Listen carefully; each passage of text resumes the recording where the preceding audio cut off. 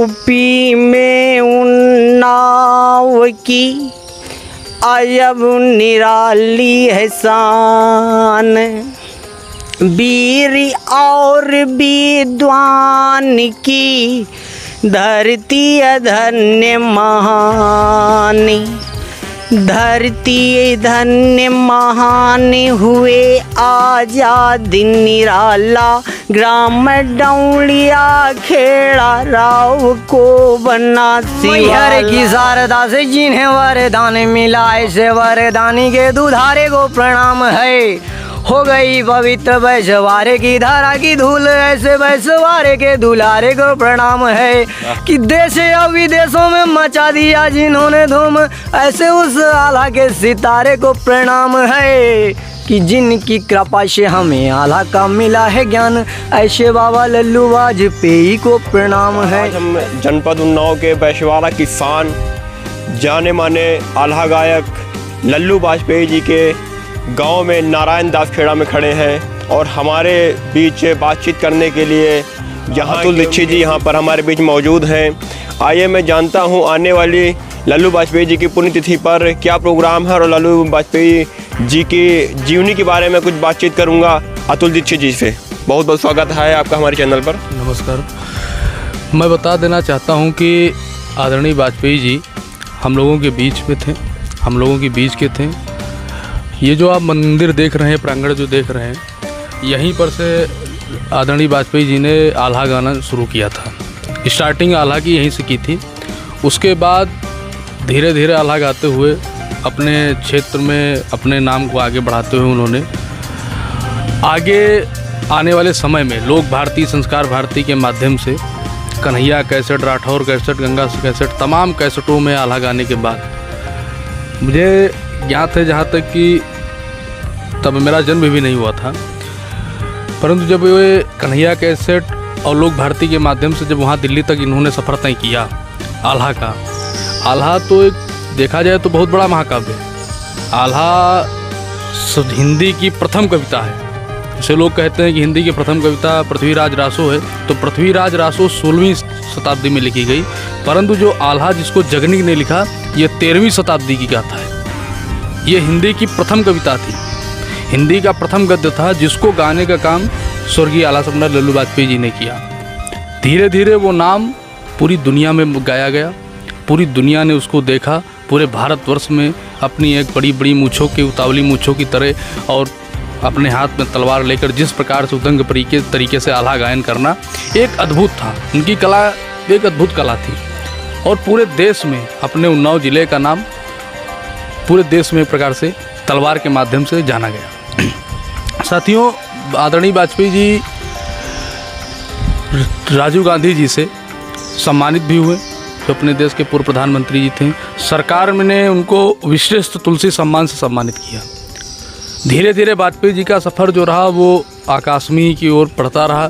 ज़िले का नाम तो था, एक नाम से जाना गया कि ये लल्लू वाजपेयी आला सम्राट किसी ज़िले से थे।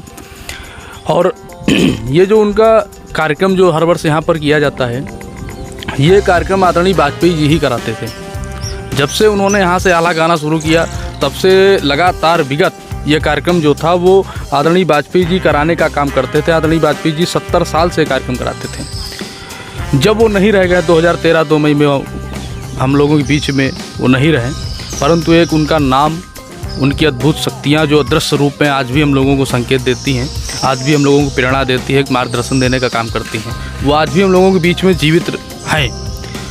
जब वो नहीं रहे तो उसके बाद 1-2 साल के यहाँ पर उनकी याद में कार्यक्रम रखा गया, परंतु उसके बाद कुछ अनत्रुटियाँ होने के कारण नहीं हो सका। आगे आने वाले वर्ष से मैंने इसको अपने हाथ में इसकी बागडोर उठाई और मैंने निरंतर यह संकल्प लिया कि अपने बैसवारे के कमंडल कलम तलवार की धरती के जिस नाम से जाना गया, अपने बैसवारे के जो साहित्य पुरुष थे, अपने बैसवारे के जो एक नाम थे, अभिलेख थे, आप लल्लू वाजपेयी किसी परिचय का मोहताज नहीं हैं। लल्लू वाजपेयी जी आप देख सकते हैं, लल्लू वाजपेयी जी आप जैसे ही आप यूट्यूब पे डालेंगे वैसे ही आप लल्लू वाजपेयी जी आ जाते हैं आपके सामने से। तो मैं जानता हूं कि अभी माननीय मुख्यमंत्री जी का जब बुंदेलखंड दौरा था महोबा, तो उन्होंने भी कहा था कि बड़े लड़िया महोबे वाले जिनके बीड़ी बहाए तलवार, एक कमारे दुई मर जावे तीसर खूब खाए मर जाए। तो ये जो पंक्तियाँ थी वो आदरणीय वाजपेयी जी की थी। बुंदेलों का एक इतिहास रहा, 1300 ईस्वी शताब्दी में आला खंड को लिखा गया जगनीक द्वारा, लेकिन इस आला खंड को दुनिया में, देश में गाने का जो काम किया वो लल्लू बाजपेयी जी ने किया। जिस प्रकार से लगातार ये जो आल्हा गायक है, आल्हा जो है अपने हिंदी साहित्य की, लगातार ये निरंतर कहीं ना कहीं समाज में जो चैनल फिर फिल्मी गीत आ रहे हैं, इनके चलते कहीं ना कहीं ये आल्हा दबता हुआ चला जा रहा है। इसके विषय में आप पुरानी संस्कृति को किस प्रकार से उठाना चाहेंगे? नहीं, ऐसा नहीं है। जो फिल्मी दुनिया से लोग जुड़ रहे हैं, फिल्मी दुनिया में जा रहे हैं, बहुत लोगों को ये तो जानकारी है लल्लू बाजपेयी थे, लेकिन ये नहीं पता कि लल्लू बाजपेयी गाते क्या थे, बहुत लोगों में। लेकिन मैं एक चीज़ ज़रूर कहना चाहूँगा, अपने संस्कार, अपनी समृद्धियाँ अपने बीच के, जैसे लोगों को पता ही नहीं चलेगा कि आलखंड है क्या, लोगों को पता नहीं चलेगा कि आलखंड गाया किसने, लिखा किसने, ये था क्या। देखो, हमारे धरती कभी सूरवीरों से खाली नहीं रही। अनेक सूरवीर हमारे यहाँ जन्म लिए, अनेक सूरवीरों की गाथाएं पढ़ी गई, अनेक सूरवीरों की गाथाएं लिखी गई जो काल्पनिक रहीं। तो मैं तो यही चाहता हूँ, आल्हा गाने वालों की संख्या बहुत है। ऐसा नहीं है आल्हा जो लोग गा रहे हैं वाजपेयी जी की श्रृंखला को आगे बढ़ा रहे हैं, ऐसा नहीं है। आल्हा गाने वालों की संख्या बहुत है, परंतु उन लोगों से एक मेरा निवेदन रहेगा। निवेदन ये रहेगा कि आप जिस गुरु के पथ पर चल रहे हैं उस पथ को कभी मत भूलिए, उस पथ पर निरंतर चलते रहिए। नदी का काम बहना होता है, नदी जब धीरे धीरे बहती है तो उसको अवसर जरूर मिलता है। वो जल पीने वाला भी होता है, वो जल नहाने के योग्य भी होता है, लेकिन जब वही जल रुक जाता है तो वो जल बदबू देने लगता है। तो आप किसी भी क्षेत्र में रहें, निरंतर बढ़ते रहिए। कभी वाजपेयी जी ने अपने अंदर ये नहीं सोचा कि नहीं मुझे कौन सुन रहा कौन नहीं सुन रहा। लेकिन हाँ, एक चीज़ थी, जब लल्लू बाजपेयी जी कहीं भी कार्यक्रम में मंच पे खड़े हो जाते थे तो लोग दूर से जान जाते थे कि आल्हा सम्राट लल्लू बाजपेयी जी आ गए।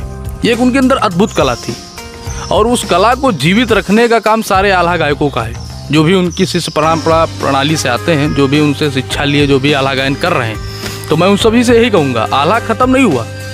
अब जैसे कहा जाए कि रामायण हम लोगों के बीच में लुप्त हो रही, तो रामायण कभी नहीं खत्म हो सकती, ऐसा नहीं। हाँ, लेकिन आजकल के जो बच्चे आ रहे हैं वो रामायण नहीं पढ़ पाते, वो अपने खंड काव्यों को नहीं जानते, वो अपने बीच की समृद्धियों को नहीं जानते।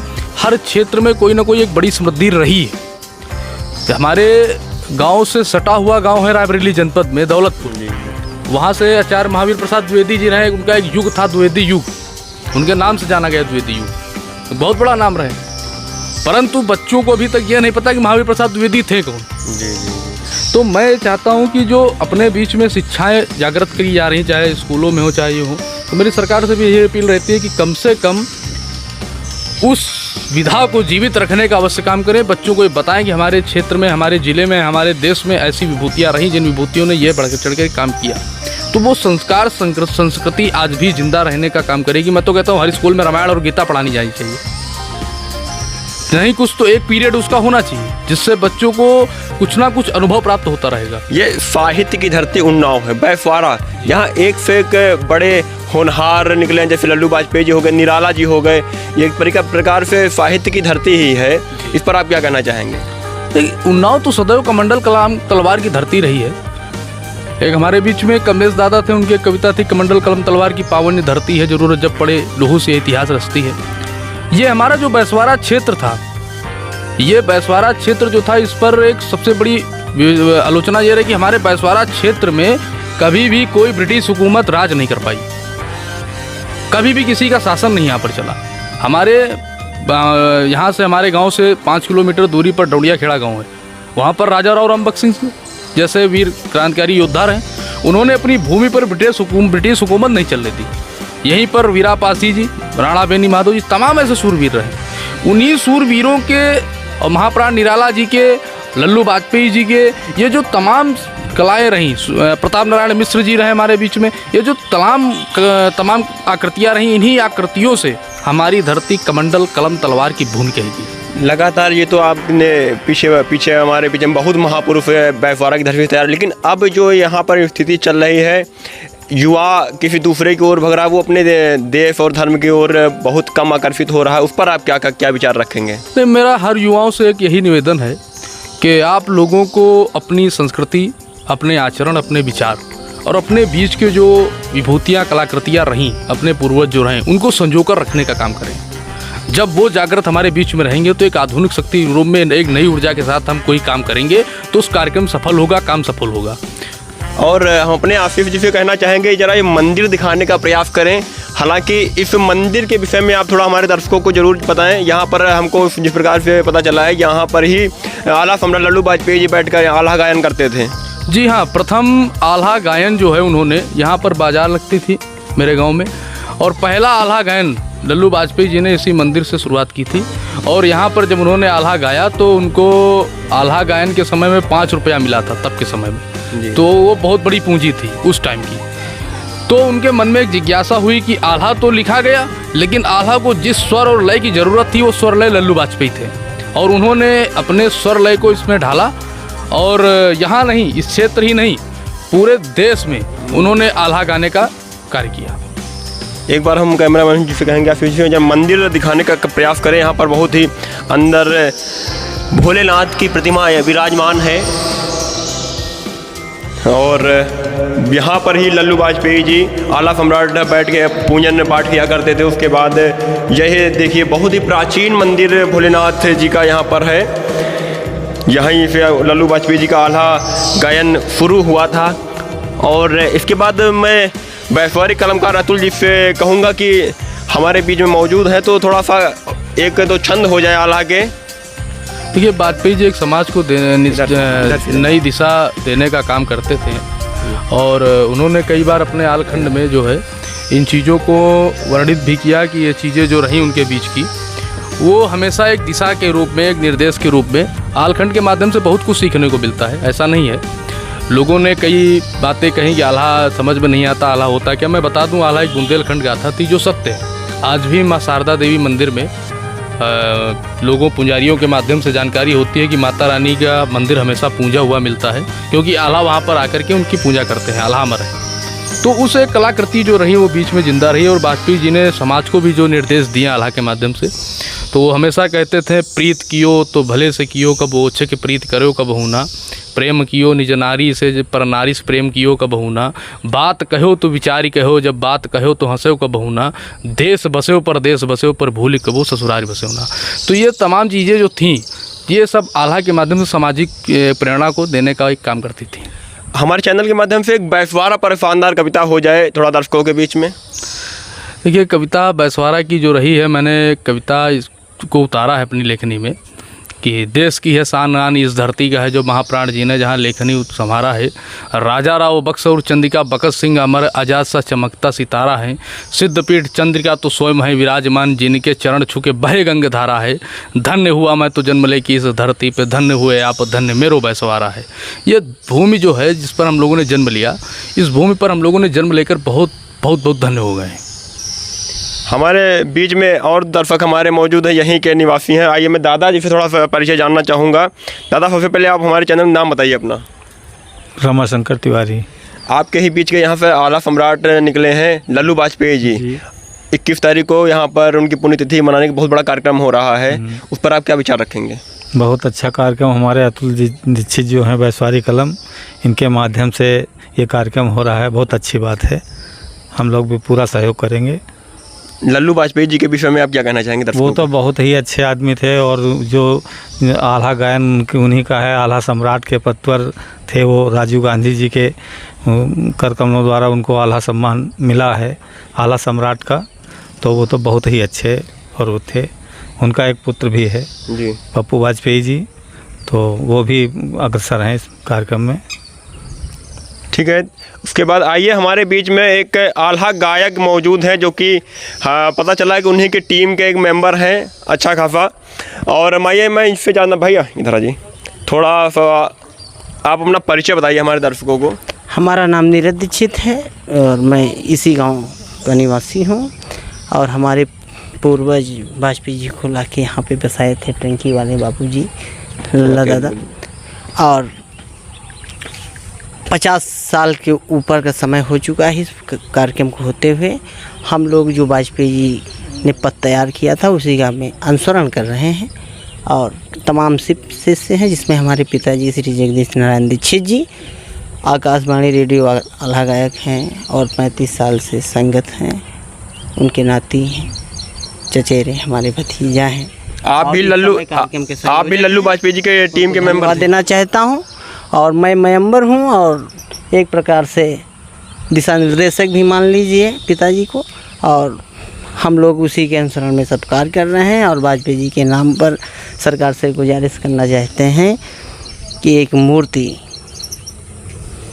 वाजपेयी जी की मूर्ति यहाँ पर लगनी चाहिए, यहाँ पर मूर्ति नहीं है जी, एक मूर्ति लगनी चाहिए। और हम लोगों के लिए एक स्कूल टाइप में मिलना चाहिए। जो ये कला विलुप्त हो रही है, जो नवयुवक हैं, पीढ़ी डिस्को डांस की तरफ भग रहा है, इसके लिए पुरानी कला संस्कृति, आल्हा है, बिरहा है, फाग है, भ्रतुहरि है, कीर्तन है, उनका अनुसरण हो, ज़्यादा से ज़्यादा कलाकार इस तैयार हों, और सरकार से यही प्रार्थना। आप लल्लू वाजपेयी जी की टीम के हैं, तो हमारे दर्शकों को यहाँ पर काफ़ी अच्छी खासी भीड़ भी तैयार हो गई है, तो जरा सा एक आल्हा का हो जाए।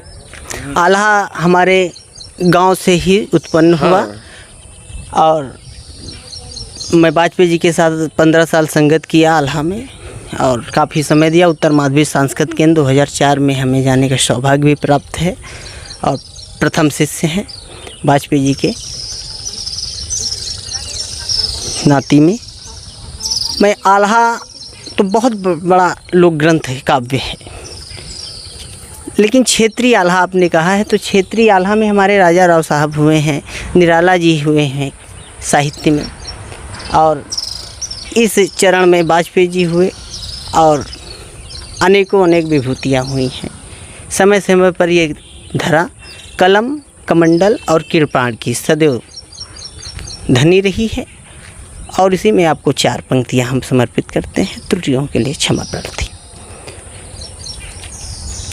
यूपी में उन्नाव की अजब निराली है शान, वीर और विद्वान की धरती धन्य महान, धरती धन्य महान हुए आजाद निराला, ग्राम डौलिया खेड़ा राव को बना शिवाला, कहीं है दीक्षित कर जोरी झुका ना तनिको बंदा, अंग्रेजन हुकुम सुनाय झूल फांसी को फंदा। फिर आल्हा बहुत बड़ा लोक ग्रंथ है। इसी तरह लेखक लिखा करते हैं और गायक अनुसरण करते हैं, और वाजपेयी जी की ये सब लिखने का कमाल है। एक और सुना दीजिए छंद। किस पर सुनाए? किसी पर भी सुना दीजिए, आला है। आल्हा है कि जयति जयति जय शारदा, जय जय शेष महेश, जय जय भारती भारती, जय जय भारत देश, जय जय भारत देश खंड उत्तर मुनियारा, ब्रह्मलीन अवतार मैदनी चक्कर मारा, जहाँ पवन करे किलकोर वायु वीणा झनकारा, तेई भारत के मध्य वीर जय जय हुंकारा। सौभाग्य है हमारा परम, आर्याव्रत में हम हैं, ब्रह्मव्रत हमारा क्षेत्र सनातन से लेके सदियों से लेके पवित्र रहा है और सदैव रहेगा। उसमें आल्हा की 4 पंक्तियाँ समर्पित हैं कि सृष्टि रची विधना ने जहाँ, अरुगाड़ी दियो हवे खूंटी निशानी, कलिमल काव्य को भाव जगाही, सीता व्रथा के लिखी गई कहानी, लौकुश राम में युद्ध भयो प्रसिद्ध हुआ, बिठोर का पानी, याही धरा पे मनु जन्मी, तब जाके भई वाह झांसी के रानी, रानी लक्ष्मी बाई जूझ गई विषधर कल्पी के दरमियान, राजगुरु सहदेव भगत सिंह गोरन फांसी दियो लगाए, चंद्रशेखर आजाद जूझ गया इलाहाबाद पार के दरमियान, शेखर नाम गड़ंका बाजय आ जाओ लंदन के दरमियान। बड़ी मुश्किलन माँ आज़ादी यही का कैसे दे भुलाए। धन्य सराहूं प्रधानमंत्री का जो यो महोत्सव रहे मनाए। ओ खता माप हमारी हो जावे सबका सहरा दीन सुना। बहुत बहुत धन्यवाद। ये थे हमारे बीच लल्लू वाजपेयी जी के परम शिष्य। अच्छा, ये और हमारे बीच बहुत खुशी की बात है, लल्लू वाजपेयी जी के नाते भी यहाँ पर मौजूद हुए। मैं आइए मैं इनसे भी जानना चाहूँ। बहुत ही गर्व का विषय है, यहाँ पर कार्यक्रम होने वाला और आप लल्लू वाजपेयी जी के आला सम्राट के नाती हैं। हमारे चैनल के माध्यम से आप क्या कुछ संदेश देना चाहेंगे युवा पीढ़ी? आप तो युवा भी हैं, आल्हा गायक के विषय में, आल्हा गायन। जी, सर्वप्रथम पहले हमारा नाम जो है विवेक वाजपेयी।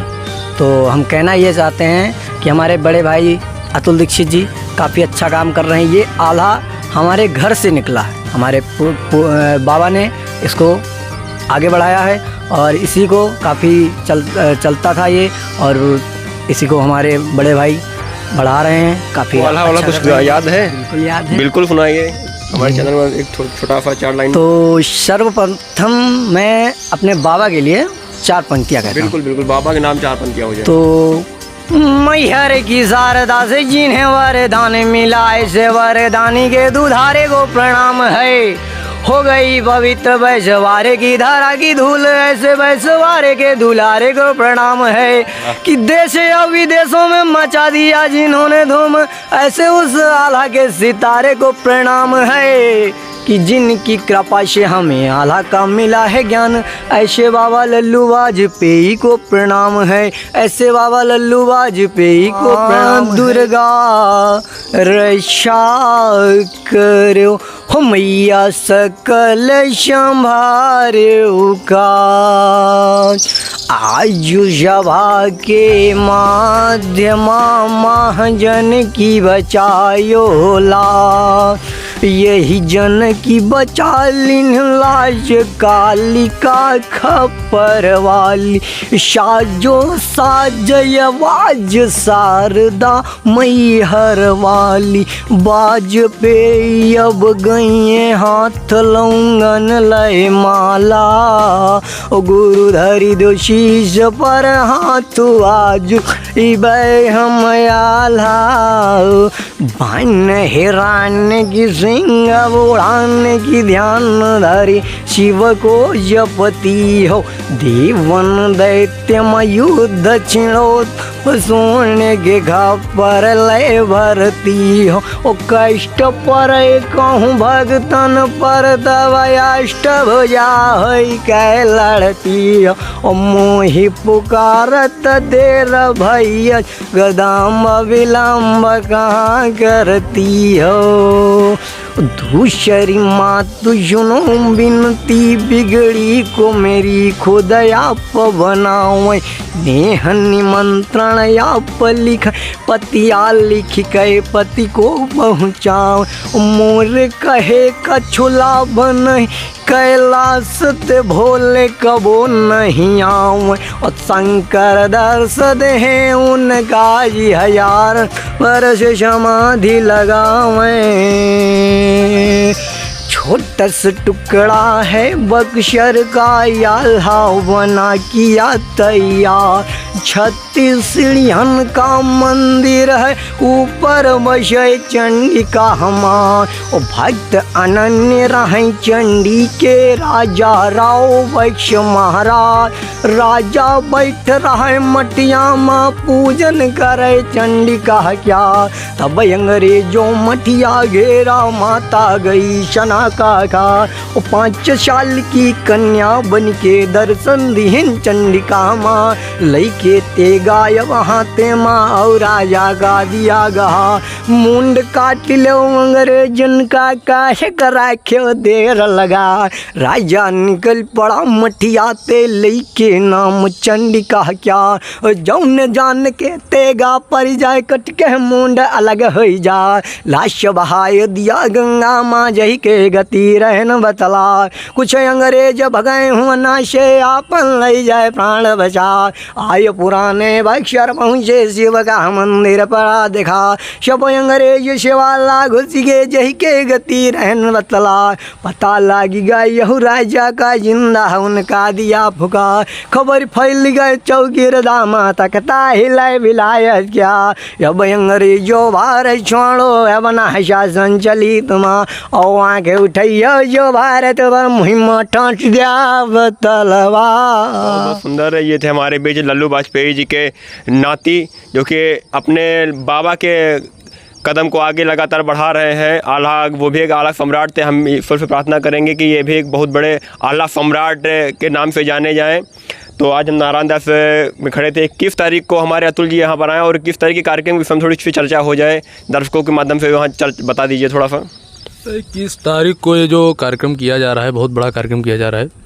इसमें प्रदेश सरकार से भी कुछ लोग आ रहे हैं और उन लोगों का लाने का यही एक विकल्प है कि हमारे क्षेत्र में जो भी ये त्रुटियाँ रहेगी, जो भी काम नहीं हो पाए, जैसे वाजपेयी जी थे तो वाजपेयी जी की एक मूर्ति की स्थापना होनी चाहिए। मैंने इसकी बात भी रखी थी, परंतु समय कम रहते हुए बात पूरी नहीं हो पाई।